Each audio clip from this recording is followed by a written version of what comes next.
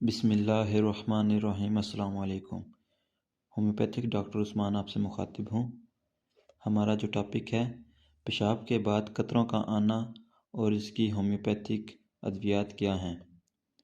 پیشاب کے بعد قطروں کا آنا عام طور پر اس کی مختلف وجوہات ہو سکتی ہیں۔ مثانے کا مکمل طور پر خالی نہ ہونا، کمزور پٹھے، مردوں میں پروسٹیٹ کا بڑھ جانا، پیشاب کی نالی میں انفیکشن اور کچھ ادویات بھی اس کی وجہ بن سکتی ہیں، اور اس میں گردے کے مسائل، دل کی خرابی یا جگر کی بیماری جیسے مسائل شامل ہو سکتے ہیں۔ اس کی وجہ سے انسان ناپاک رہتا ہے اور نماز پڑھنے میں بھی۔ ہومیوپیتھک میں اس کا مکمل علاج موجود ہے اور یہ ہر عمر کے مریض استعمال کر سکتے ہیں۔ سب سے پہلی دوا کا نام ہے ہیپر سلف۔ 5 قطرے صبح کے وقت تھوڑے سے پانی میں مکس کر کے آپ نے لینے ہیں۔ دوسری دوا کا نام ہے ارجنٹم نیٹیکم۔ 5 قطرے دوپہر کے وقت آپ نے لینے ہیں تھوڑے سے پانی کے ساتھ۔ تیسری دوا کا نام ہے پریرا براوا۔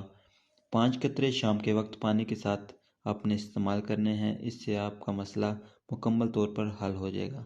امید ہے آپ کو ویڈیو اچھی لگی ہوگی۔ ویڈیو اچھی لگے تو لائک ضرور کیجیے۔